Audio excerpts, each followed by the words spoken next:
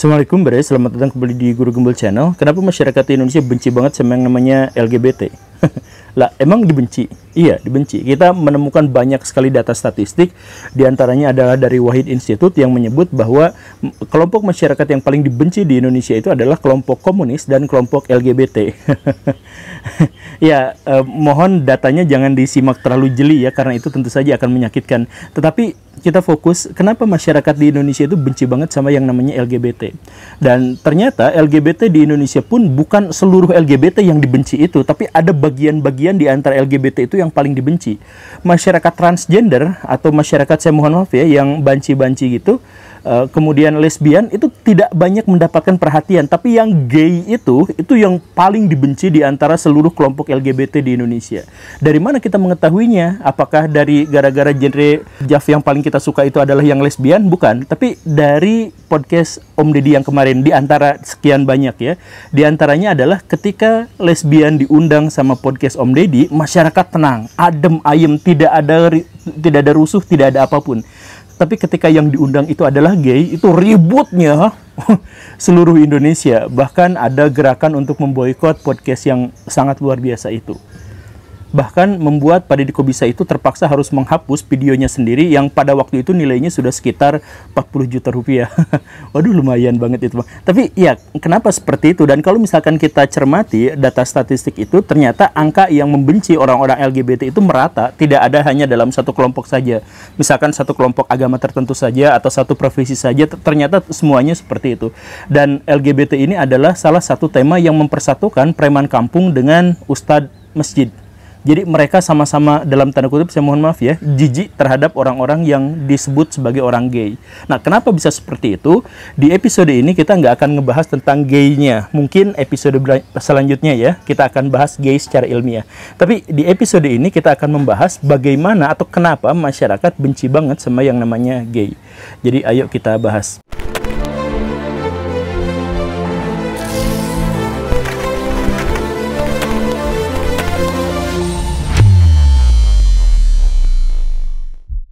Alasan pertama yang membuat gay itu dibenci banget di Indonesia, bahkan mungkin juga di banyak belahan dunia, itu adalah gara-gara gay itu dianggap mencederai stereotip atau frame maskulinitas laki-laki. Jadi baraya gini ya, kelaki-lakian itu atau maskulinitas itu adalah sesuatu yang sangat-sangat penting yang selalu dipertahankan oleh laki-laki manapun di seluruh dunia. Mereka bangga dengan jiwa kemaskulinan mereka itu. Bahkan Extra Joss bisa memimpin pangsa pasar itu gara-gara mereka mengiklan laki fearless gitu. Yang bahwa laki-laki itu harus seperti ini, harus yang seperti itu. Dan laki-laki memang selalu mengedepankan bahwa jiwa mereka itu adalah jiwa yang mandiri, jiwa yang kuat, jiwa yang tidak terikat pada apapun, jiwa yang bebas lepas, jiwa yang kuat dan sebagainya. Nah, ini adalah yang seperti itu. Tapi maskulinitas itu walaupun digambarkan kuat, hebat, beringas, agresif dan sebagainya, tetapi ringkih sebenarnya. Jadi mereka itu mudah terluka, mudah tersakiti. Jadi maskulinitas itu gampang tersakiti misalkan ketika nampak ada cowok nangis. Cowok nangis itu kan seharusnya itu manusiawi, itu biasa aja, tapi itu dianggap menghancurkan maskulinitas. Atau ketika cowok gak bisa bantu cewek, itu dianggap menghancurkan maskulinitas. Cowok, seorang suami gak kerja untuk istrinya, itu dianggap menghancurkan jiwa kelaki-lakiannya gitu, dan lain sebagainya. Jadi walaupun maskulinitas itu kuat gitu, tetapi dia ringkih. Makanya kalau misalkan kita melihat fenomena di masyarakat, laki-laki itu sangat kuat kalau dia diejek misalkan, muka lu kayak gentong. Itu diketawain biasa-biasa aja. Badan segede gaban kayak gitu tapi otak dikit, dia ketawa-ketawa aja. Tapi ketika disebut banci lo gitu, jadi yang maskulinitasnya itu dihujat, dia marahnya bisa abis-abisan gitu. Siapa yang bilang gua banci gitu? Alah, kayak cewek lu kayak gini. Itu menyakitkan cowok gitu, karena cowok itu bangga terhadap maskulinitasnya. Dan salah satu cara terbaik untuk bikin komedi di Indonesia, cara praktis ya, dan tidak usah bikin ngelucu yang susah-susah, adalah berperan sebagai banci.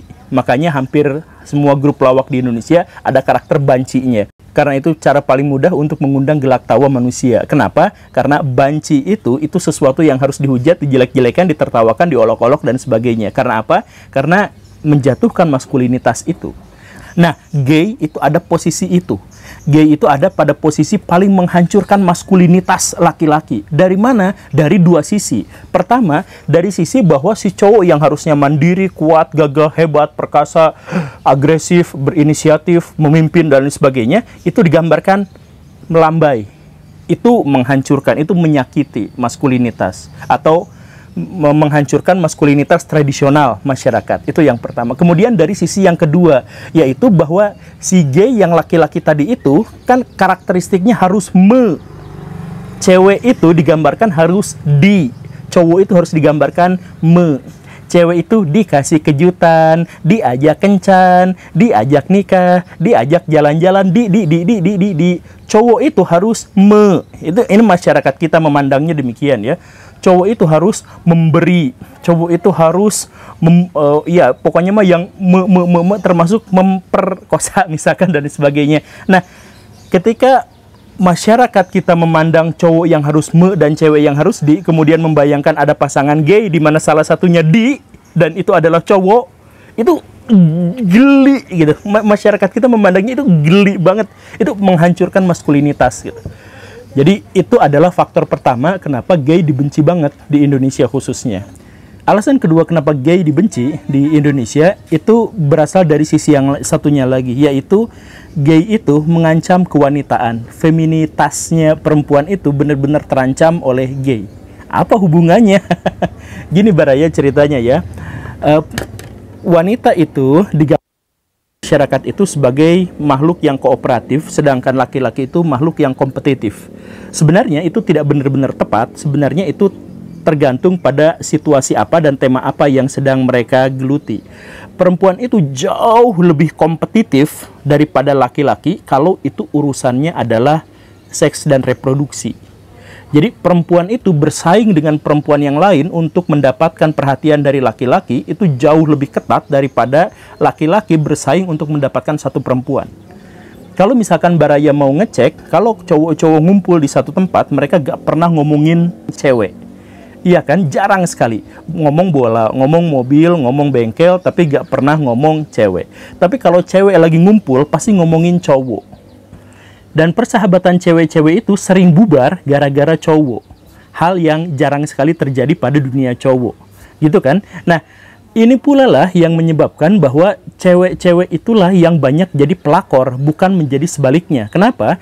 Kalau cowok bersaing untuk mendapatkan cewek, satu pemenangnya, maka yang satu lagi sportif, mundur, dan mengabaikan semuanya. Udah ceritanya selesai di situ, gua kalah, gua pecundang, gua nggak mau ikutan lagi. Itu lu aja yang menang, silahkan. Itu cowok. Tapi kalau misalkan cewek, misalkan satu cewek udah dapet si cowoknya itu, cewek yang lain masih berharap, bahkan bisa masih berharap bertahun-tahun walaupun ketahuan bahwa si cowoknya itu udah punya cewek. Bahkan banyak kasus yang menunjukkan bahwa cewek itu nggak peduli apakah cowok yang dia kejar itu punya pasangan atau tidak, nggak peduli. Yang saya sebutkan tadi itulah yang menyebabkan kenapa banyak sekali pelakor tapi kita hampir tidak menemukan cerita tentang pebinor. Dan ini pula lah yang membuat cewek-cewek itu bahkan setelah menikah mereka selalu ketakutan, selalu paranoid terkait dengan pasangannya. Apakah nanti pasangannya poligami, apakah nanti pasangannya selingkuh dan sebagainya. Cewek-cewek selalu memikirkan itu bahkan ketika mereka sudah menikah dan sudah mengikat janji dengan seorang laki-laki. Nah, mereka akan menjadi semakin panik, menjadi semakin marah ketika mereka mengetahui bahwa di dunia ini ternyata ada pesaing baru. Yaitu apa? Gay. Gay itu mengancam perempuan itu dalam dua sisi. Pertama, si laki-laki yang mereka idamkan ternyata gay. Kan banyak ya, cowok-cowok gay itu ganteng-ganteng. Jadi ketika melihat si cewek itu seneng banget sama satu cewek, sama satu cowok yang nggak apa-apalah, gak jadi pasangan gue pun, yang penting gue bisa ngelihat dia setiap hari, bla bla, di TV, di internet, bla bla bla bla bla. Dan ketika sadar bahwa si cewek itu bahwa orang yang diidolakannya itu adalah gay, itu jatuh ngedrop banget itu.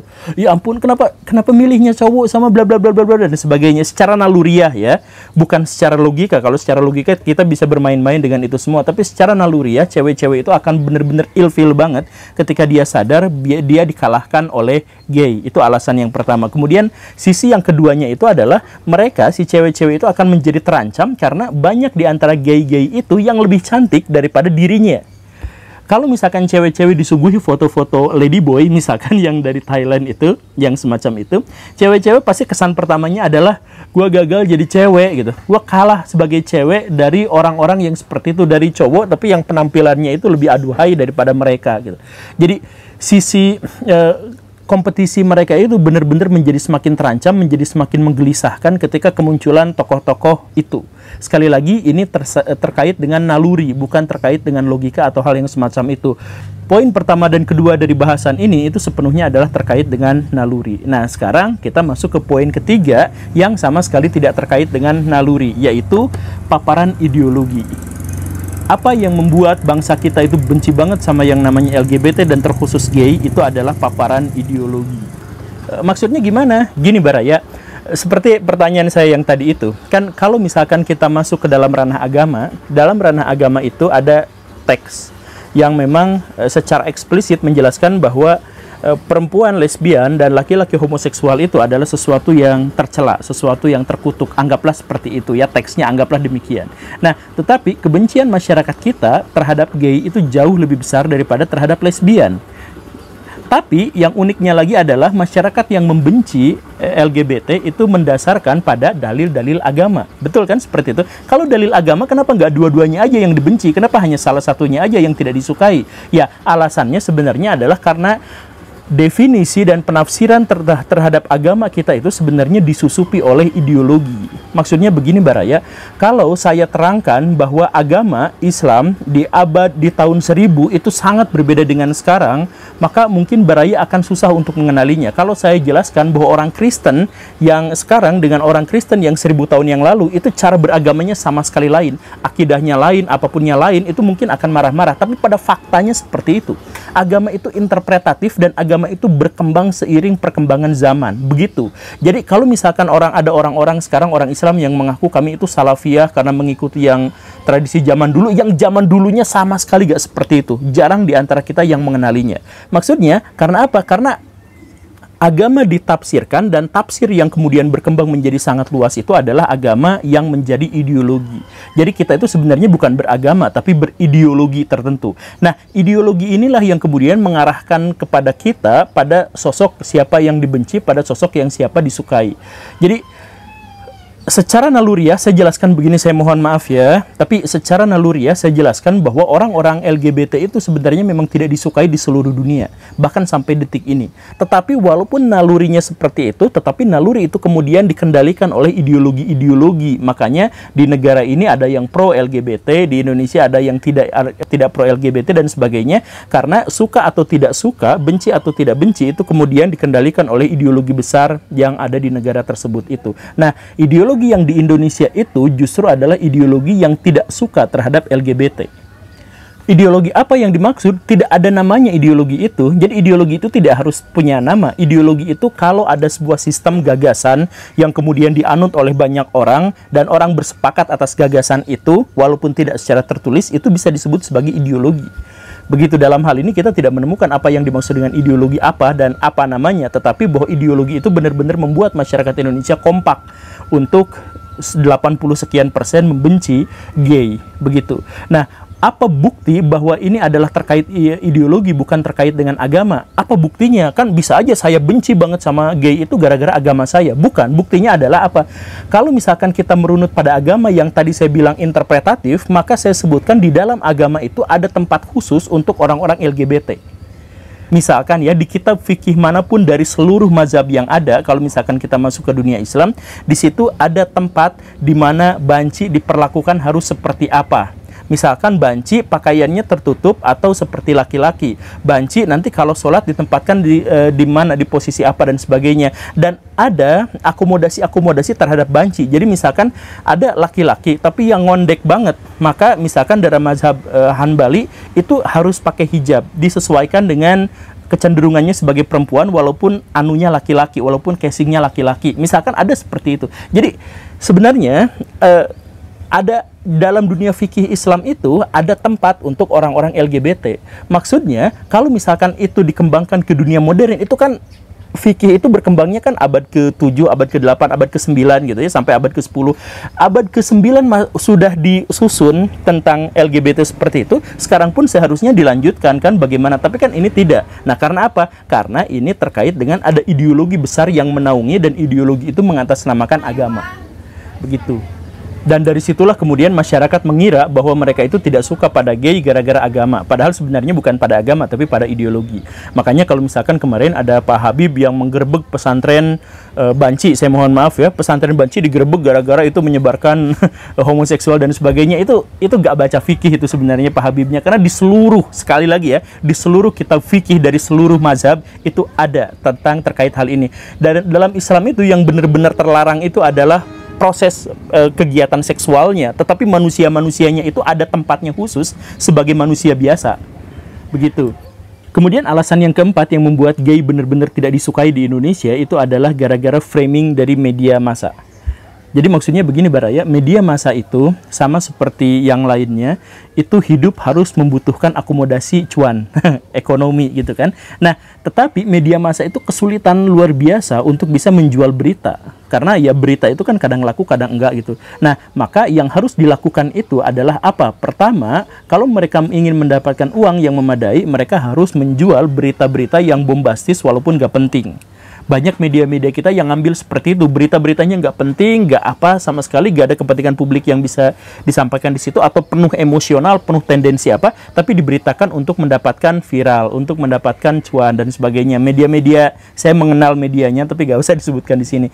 Ada juga yang sebaliknya, media-media itu idealis, maksudnya dia berusaha untuk tidak mengemukakan video atau berita-berita yang bombastis, yang emosional dan sebagainya, tapi untuk mendapatkan cuan, dia mendapatkan sponsor dari satu pihak tertentu, dan akhirnya pemberitaannya menjadi bias. Nah, di Indonesia juga ada yang seperti itu. Nah, terkait dengan LGBT itu banyak di antara media-media itu memilih yang pertama, yang tadi yang ke-1 itu, yang memberikan berita-berita yang penuh framing, penuh emosi dan lain sebagainya. Terkait dengan LGBT, mereka bisa sebutkan kurang lebih seperti ini.